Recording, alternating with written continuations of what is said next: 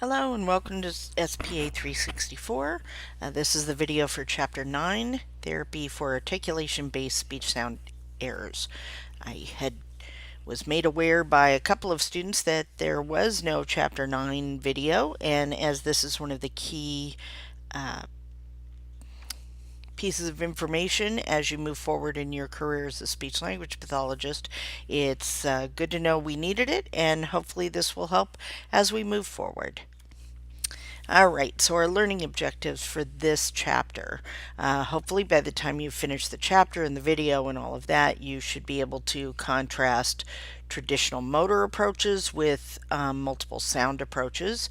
And as we move forward soon, we will talk about approaches for phonology, which is a different way of viewing speech sound disorders. You should be able to define and identify the different phases of sensory perceptual training, differentiate between phonetic placement, sound modification, and facilitating context, describe the phonetic placement and sound modification techniques for the most frequently misarticulated sounds, and explain the importance of co-articulatory contexts and identify the easy to hard co-articulatory conditions for, again, the most frequently misarticulated sounds.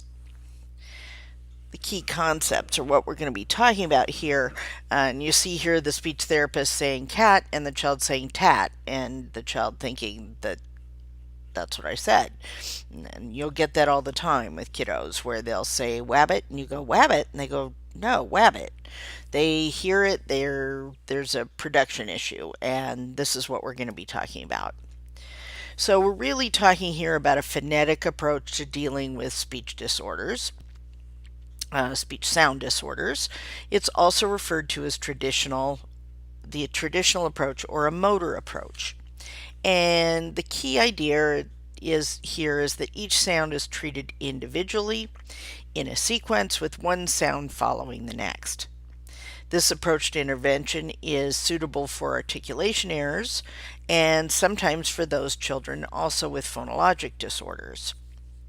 A multiple sound approach uses this same type of motor-based approach, but looking at impacting numerous sounds at the same time. So, what's our approach here? What does this mean if you're going to be doing a phonetic approach? Well, it's very systematic. You don't just start in, you have an idea of what direction you're going here. Typically what we set is a pretty high degree of accuracy, somewhere between 80 and 90%, but over more than one session before we proceed on to the next stage. So what we do is we move sequentially through easier to more complicated productions of a sound as the child shows that they have mastered the sound in the easier or earlier stages, and then we move forward. One of the things I always talk about with folks though is that you wouldn't say that because a child could do it once that they've mastered it. So we always have to look at what point do we consider that the child has mastered it. So typically we want to start with sensory perceptual training, and what that is ear training. Many of our kiddos cannot hear the difference between their incorrect production and their correct production. So they don't know they're producing it incorrectly. Some children cannot hear the difference between our production. So I say to a child, listen to these sounds. Do they sound the same or different? And I might say la, wa for a child who's making a W for L substitution. Are those the same or different? And the child may say the same. They don't hear the difference between the wa and the la. And so it is our job to teach that, make sure that the sensory perception is there before we move to the next step, which would be the production of the sound all by itself in isolation. Now, some sounds you cannot really produce. There's sometimes a vowel or something there, but typically most phonemes can be produced all by themselves. So you can say to the child, say k, or say ul, say w, say t, make those sounds all by themselves. And that's our first step when we're using this approach. We then move to production of either nonsense syllables or syllables. And in that they talk about using facilitating context, and we'll talk more about that as time goes by.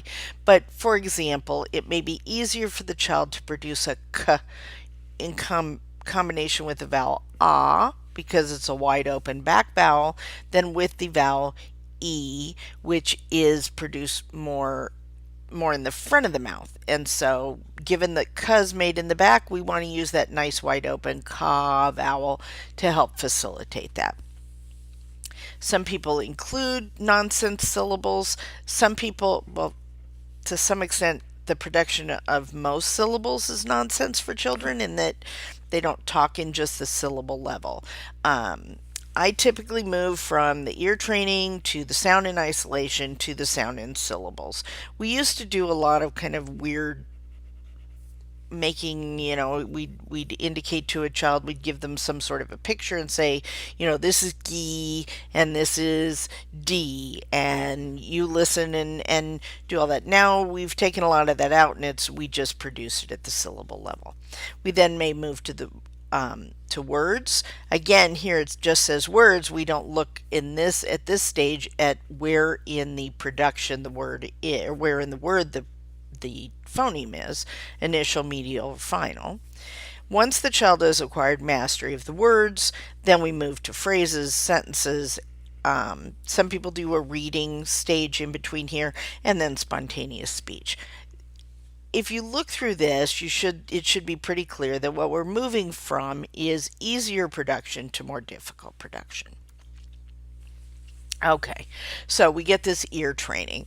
Well, the whole idea of this really is that the child can discriminate between there's the correct production and incorrect production. Even if they can't make it yet, they can hear the difference. So first they have to identify, isolate, then have some stimulation, and then some discrimination. And this is all outlined for you in your book, so you can take more look. Typically we'll start with, do these sound the same or different, and see if the child can at some point produce the sound. Can they understand the sound? Can they figure out, is the sound somewhere in the word? Is it the middle, the beginning, or the end? So it's really getting kids sort of to tune in and pay attention to sound production. We then work on the sound in isolation, which is obviously just the production of the phoneme without anything else there. And our goal is to get some sort of a normal production without worrying about vowels, without worrying about context, but really just, can the kid make the sound? And you will find that for some children they cannot. They have not yet figured out how to make a s sound, or how to make a, k sound. And so it's our job to try to facilitate that. There are 3 techniques we might use here. One is auditory stimulation and imitation. I make the sound, the child imitates or listens and then makes the sound. Phonetic placement, which is where I sort of tell the child, put your tongue here, put your, for an S, for some children it's very simple. Put your teeth together, tongue up, smile, say s, and you get a nice clear production. I will tell you that I've seen way too many speech pathologists give children way too many directions. You'll see, especially with younger children, when you start to tell them where to put their tongue and their teeth, and they get very, very confused. If you think back to before you took phonetics and before you took this course, if someone had said to you, how do you make a k sound, you wouldn't have had a clue. I mean, the average, even adult, does not think about, where's my tongue, where's my teeth, is it the alveolar ridge, is it is it palatal, is it fricative, is it stop? We don't think that way. We don't know that sort of information. And so to expect children to understand very complex instructions is ridiculous. Okay, so then we move. So you have to watch it with phonetic placement. You may need to find other ways. Can you put a, you know, if the parent agrees and everything's okay, can you have the child hold their tongue down? Can you put a little dab of Kool-Aid or something behind the teeth so the child can figure out, oh, that's where I'm supposed to put my tongue? The last technique within this sound in isolation is sound modification. So, for example, we have numbers of children who can't make an good R sound. One method that is frequently used is having a child say Carla and moving their articulators from the K to the La, and if you catch it right, they make an R in there. And if you catch it quickly enough, you can get the kiddo to make the sound. Same is true with like the child who's having trouble with making an S versus a th. And, where's your tongue? If your tongue is behind your teeth, you're not going to be able to make that TH sound. So sometimes you can move a child from one sound to another. So a child who says thun for sun, so their tongue is coming out, you could say, okay, put your tongue, move that tongue back. And in moving their tongue back, you've modified the sound. Once you have the sound in isolation, and some sounds are pretty easy to produce, others are more difficult. And it a lot just depends. Some sounds, like trying to get a child to make a zh is really tough. Even like the sh for some kids is really hard. The wa and the ya are generally pretty easy. Much more difficult because of the type of production. They're saying here that stop plosives are more difficult to elicit, and sometimes they can be. I've seen, especially with the k sound, I've seen kids who really struggle with that. And one of the things, or for example, a child who has trouble putting sounds at the end of words, and we end up teaching them these really bizarre kind of things by we put too much focus on it. So the example here in terms of, we don't want a child to be saying stop or hop, jump, so that they can get that sound. So you just have to kind of watch what you're doing to make sure you're not creating more bad habits, but that you're getting the child to a point where they can make that sound all by itself. And typically it's pretty easy, but not always. There are times where eliciting a sound is just really, really difficult. But until a child can do it in isolation, they're probably going to have more trouble doing it in uh, syllables and in words. Okay, so sometimes you can just simply say to a child, watch me. Sometimes you have to give more specific. So one technique is this auditory stimulation and imitation. You say to the child, say t t, and the child goes t t, and you go yay. A p is relatively easy because they can look at your lips. Is relatively easy. Those kinds of sounds. And so if it works, then you can move on to the next step. But it doesn't always work. So the second technique we use is phonetic placement, and this is again when we tell kids what to do. I see people way overusing this technique in terms of I heard one speech pathologist say to a child, in trying to tell the child how to make an R sound, make your tongue like a butterfly. To this day, I don't know what exactly that means. But again, if you can sort of figure out, and it's why we've been looking at what's wrong with place, manner, and voice, because if you can figure out what the child's doing wrong, then you can figure out, okay, if they're making a, a T for a K, well, they have the play, or they have the manner, and they have the voicing. What they don't have is place. And then I know sort of, I have a better idea how to fix it. So you have to figure out what those features are that the child has wrong so that you can help them fix it. Okay, the last one is again this sound modification, which is sort of this idea of the child uses a lisp, so they're saying a th for an s, and you could say, you know, we're going to slowly move our tongue back until the child gets to the correct production. Again, we need to give good feedback, and this is something that's very hard for us. You'll have a child who will incorrectly produce a sound, and as the speech path, it's like, well, it's a little better. That really doesn't make a lot of sense. Sounds are either correct or they're incorrect. And it can be really difficult to tell a child over and over and over, nope, nope, nope, not right, not right, not right. So you want to do all you can do to help facilitate a quick and easy production. Okay, and that's where this facilitating context can come in. Now, some people refer to this sort of as key words, and that is making sure that the words that you use to help facilitate the production make things easier, not harder for a child. So if a child is producing the word, is producing a T for a K sound, then if you're trying to find a word or a syllable that would help that child, you're not, especially a word, you're not going to want to find a word that also has a T in it. So if you have the child try to say cat, they're going to say tat because their error sound is contained in that word. So you really have to look at this idea of facilitating context.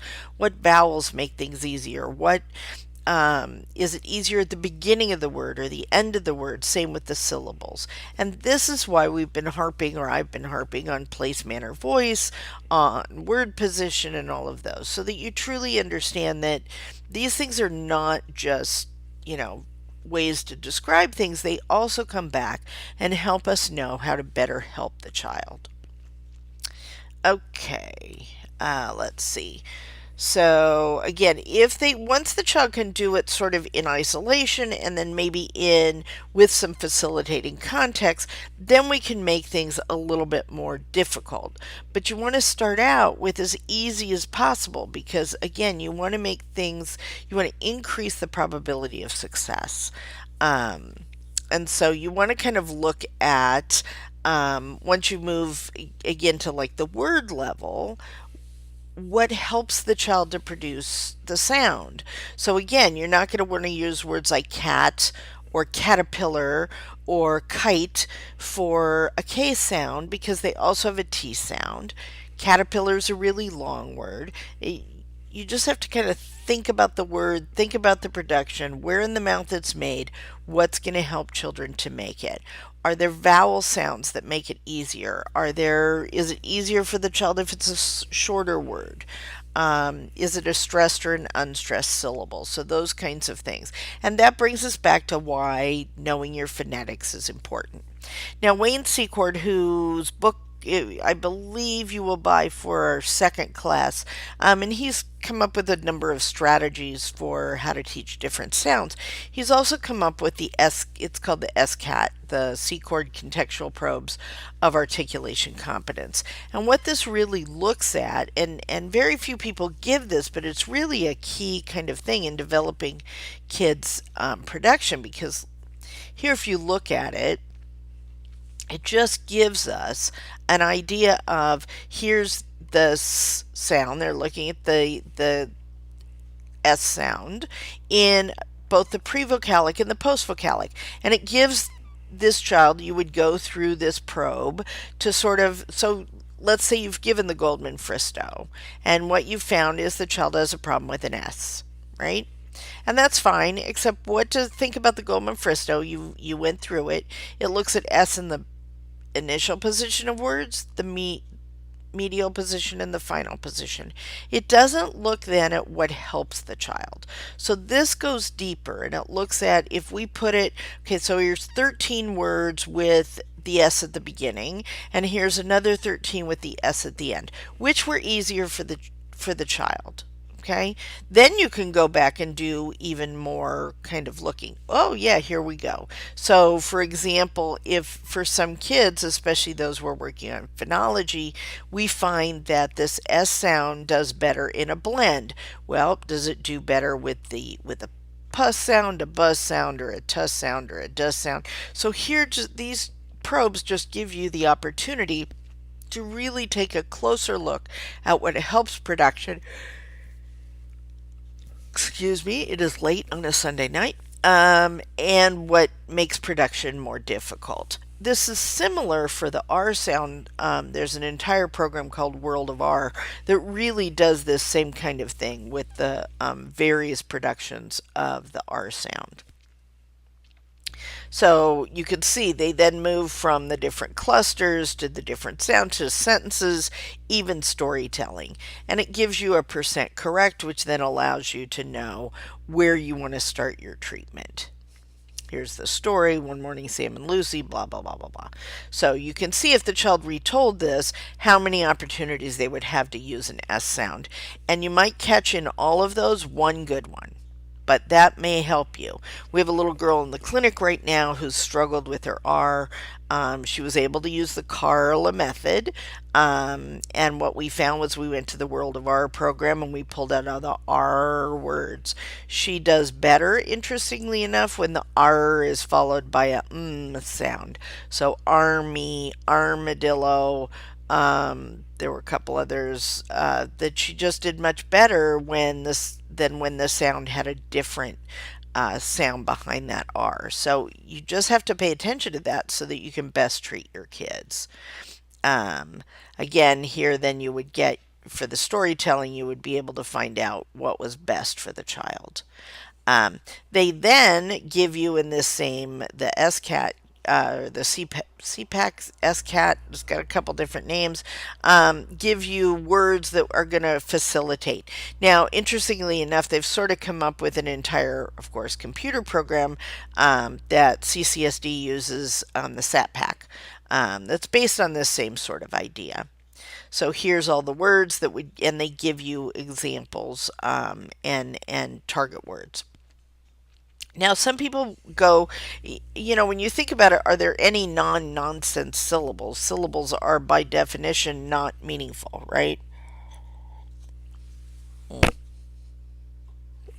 Excuse me, had to take a drink there. And so you have to look at, once the child can do it in isolation, and perhaps once you've gone ahead and done some further probes, you want to find out what again helps production, because you want to move from easy to difficult. So the target sound plus the vowel, so a CV, or the vowel plus the target sound, the VC, a vowel plus the target plus the vowel, a VCV. What makes it easiest for the child to make the production? And you really, then you can arrange vowels and you can start at the easy and move to more difficult. Sometimes what you want to do is I've had kids who just cannot do certain things. So you start with what they can do and you move from known to unknown. You move from strength to weakness. So the child can say ka, ka, ka, but they can't say key. So you string it together and you have the child say ka, ka, ka, ka, key. And it's sort of like you've warmed up their articulators, and sometimes you can get the child to produce a sound that, had you started with key, they would not have been able to do. Okay, so those are the kinds of strategies. All right. Again, some people don't really work on, a lot on syllables. I find syllables to be very helpful, just because for some kids, they can produce the sound in isolation. They can produce the sound in syllables. But once you introduce meaning, so you attach, like, I've had kids who they could say s, they could say ouse, but they can't say house or mouse.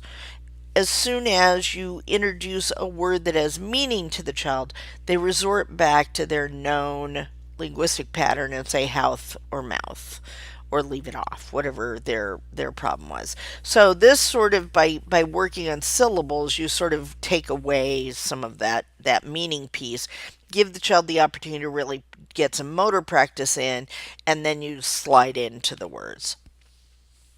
Okay. Again, you want kids to be able to do the syllables first. You need to carefully select words. And this is probably the biggest error that we see when we go out into the schools to observe. And it's not because I think the SLPs don't know. I think it's they don't have time. It can be very difficult to select the words, so they pull the book down and they find a list of words that start with an S. and they forget the importance of that facilitating context, the length of the word. There's just so many different, the syllable structure, the position of the target sound, the stress, the co-articulation, and it can be difficult to account for all of that. But sometimes, either when you come to clinic or when you go to out and do your practicum, what you're going to find is a child who's been able to do something, a sound or whatever. All of a sudden you give them a new word, and they no longer can do it. And that seems to have a lot to do with this sort of piece we're sometimes forgetting to look at: the co-articulation, the position in the words, and those kinds of things. Okay, so word choice. Typically, single syllables are going to be easier than longer. Again, some sounds are more easily produced in the initial position, others in the final. What I tell students, and you'll hear me say this 1,000 times as you take more courses, is the children you work with have not read the textbook. Okay, so they don't know that for most kids, it's easier to make a stop at the end of a word and a fricative at the beginning. So you have to figure out what that particular child does. You cannot go with this idea that for all kids, this is how it's going to be. All right, again, you want to look at the syllable structure. Is it a CV or a VC, a CVC, all of those kinds of things. What's easiest for the child? Typically, it is easier for kids to produce their target sound in a stressed syllable. So you want to make sure that you pay attention to where the sound is within a word. All right. Okay. So sorry, I should not make these things after midnight. Okay, anyway, certain sounds may be easier to produce due to the influence of neighboring sounds, and that's our job to figure that out. Okay, also, if a word is too hard, take it off the list. I don't care if you have a list of 10 words and the child can only produce 3. Then work on 3. Let the child be successful on 3 words, get that motor pattern down, and then next time make it 4 words. The time after that, make it 5 words. Don't get so hung up on, gee, I'm supposed to do 10 different words. Oops. Okay, so again, here, so in this example, the sound, running versus runner. Well, runner has 2 sounds, one being the r for run and the other being That's going to make things more difficult. Another thing I've seen is I've gone in and they're working on, for example, ST blends. Well, stop, start, stem, stamp, but then I've heard people go string. Well, that's an STR blend. That's complicated things quite a bit. Now, there's a whole nother approach called the complexity approach that would say, yes, we're going to start with those harder things, but we have to think about, for most children, moving from easy to difficult makes more sense. So again, if you're working on that sound for this example, the word ring is typically going to be easier than the word bring. Okay. Again, words kids know versus words kids don't know. That's another thing I see quite frequently when I go out in the schools or even in our clinic, is that students will introduce words that children probably don't know. You think of a great example in our clinic the other day was somebody was working in an ST and they introduced the word stag. Now, most children are not going to know what the word stag. We introduced, I believe the student introduces Bambi's dad, Bambi's dad is a stag, and a baby deer's daddy is. If you need to give the context, because kids don't understand. We either have to build the vocabulary or not use the word. And so make sure, especially with your preschoolers, what kinds of words you're picking. Okay, so then you move, once the kiddos got it in words and they've reached a certain level of mastery, again, usually I set 80% across 3 sessions without prompting. Okay, so I can set a picture down, that is a prompt, but I haven't said anything. There is a big difference between me setting a picture down and the child being able to tell me what it is, and the child needing to imitate me. Now, if I say the child's going to do it 88 out of 10 times, that still gives me 2 times to prompt them, right? So that helps. That's why I usually set it at 80%. But if you say the child will do it 8 of 10 times with prompts, then they really don't have it.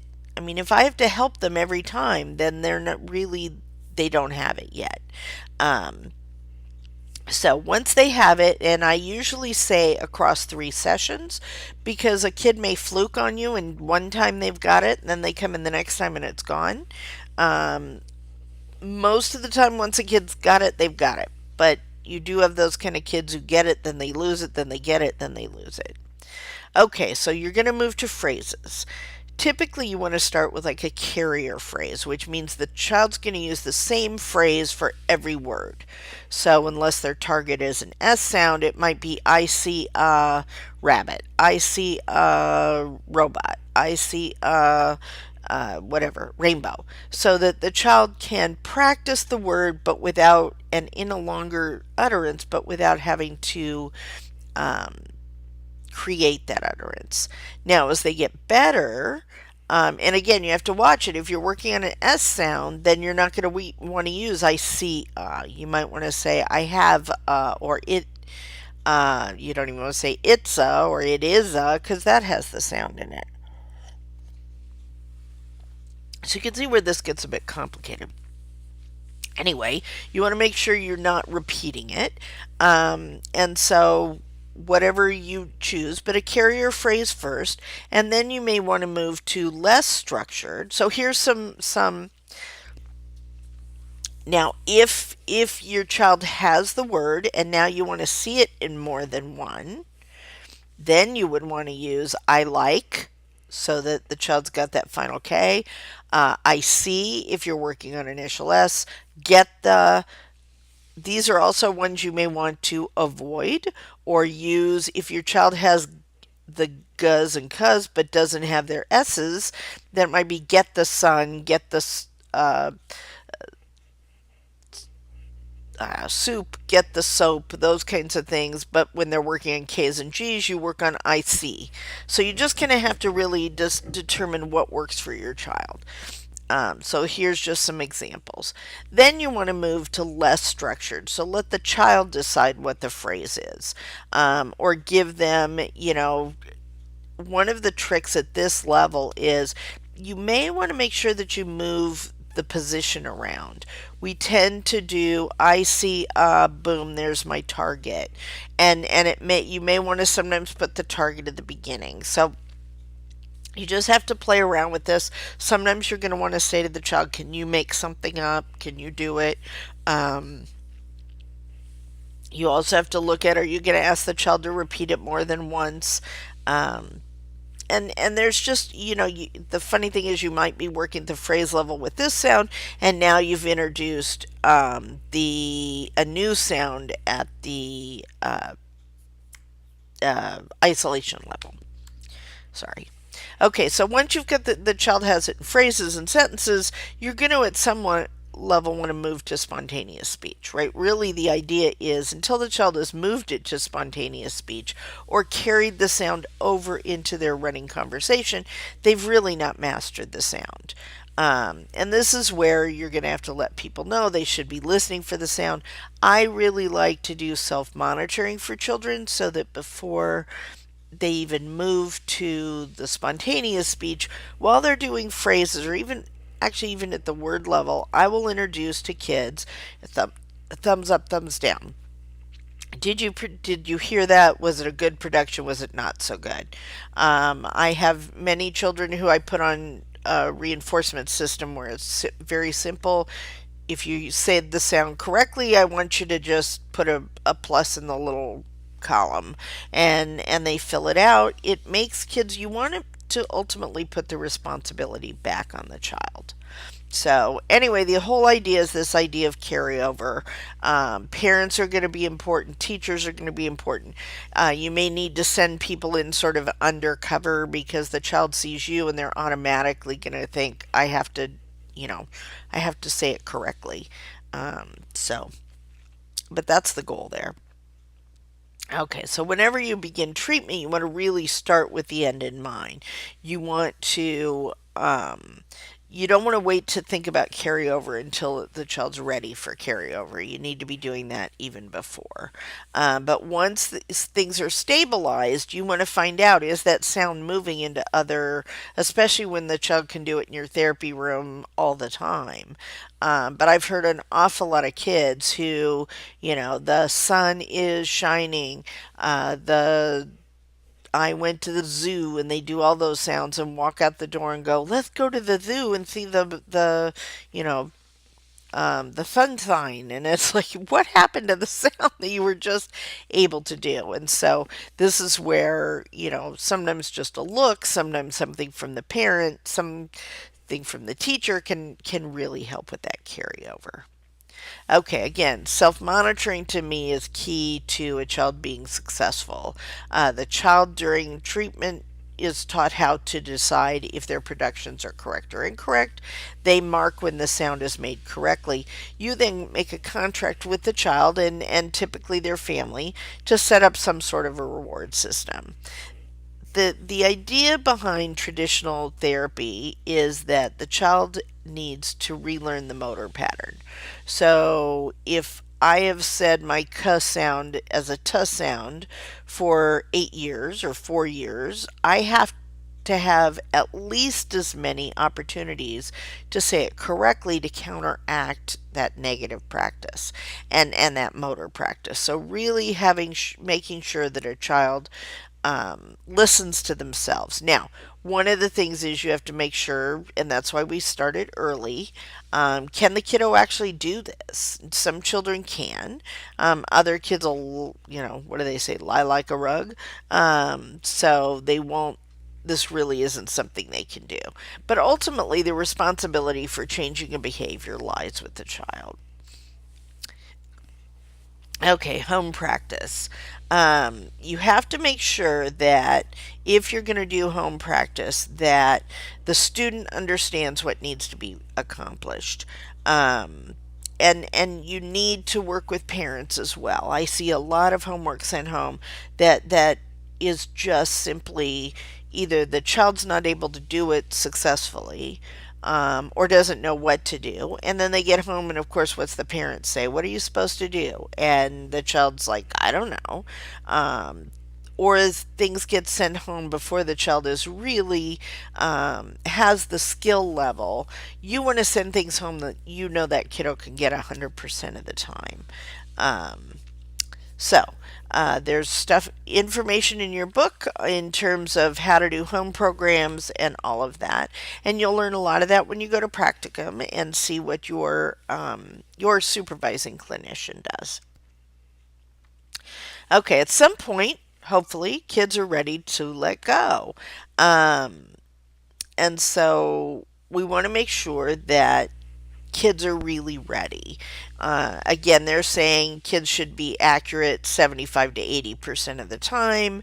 Um, you're gonna, if anything, you'll get pushback from parents and things that they don't think their kiddos are ready to be dismissed. So that's what reevaluation and making sure that you have your data and all of that to support that yes, the child is able to do the skill. You don't want to dismiss too soon because the habits will come back and the kiddo will just kind of. I had one little girl who, in my summer program I worked on, and she every fall would get picked up for her R sound, and every spring they would discharge her. And every fall she got repicked up because over the summer she had lost the skill. And so you really want to make sure that kids really have those skills before you let them go. Okay, so this has been a lot about the traditional motor approach. You'll also hear the Van Riper approach. Um, and this is really the idea that we have to teach kids how to make this, where to put their little articulators, and then give them enough practice at at ever increasing levels of complexity to allow them to generalize the skill. So first I can make you know, a K in isolation. Then I can make it in syllables, but I have to figure out what contexts help. Then I can make it in words, phrases, then in conversation, and eventually I will get to the point where I should be dismissed. And so this is sort of the outcome. If you walk into some SLP's rooms, they have this really cool, like, I think they call it a speech ladder, where at the bottom is isolation and then syllables and words, and they'll actually have paper clips with kids' names on it and say you're at this level and you want to get to this level. So, this has been a treatment method that we have used for 1,000 years, or so it seems. One of the things to think about with this, and it was funny, I had a great conversation with Dr. Jones the other day about how um, really speech therapy is like PT for the mouth. And kids just need that opportunity to practice, practice, practice. And so, you want to make sure they've got those skills before you dismiss. You want to make sure as you move forward that you, as the therapist, are thinking about the level of difficulty of the sound and the facilitating context and all of those kinds of things. This chapter also had some information on working with specific sounds, so keep it handy. You'll also have the C chord, because I guarantee at some point you're going to run into some kiddo who it's like, this is what always works. Guess what? It's not going to work for that kiddo. So, anything like that that you can put together is going to be great. So, hopefully, this was helpful. Sorry for the yawns and you know, all of that, but what are you going to do? So hope this was helpful, and hope that you find this. I hope you find, I love speech sound disorders. There's something we can clear up and really help kids change their lives. So have a great week, and I will see you all soon. Bye.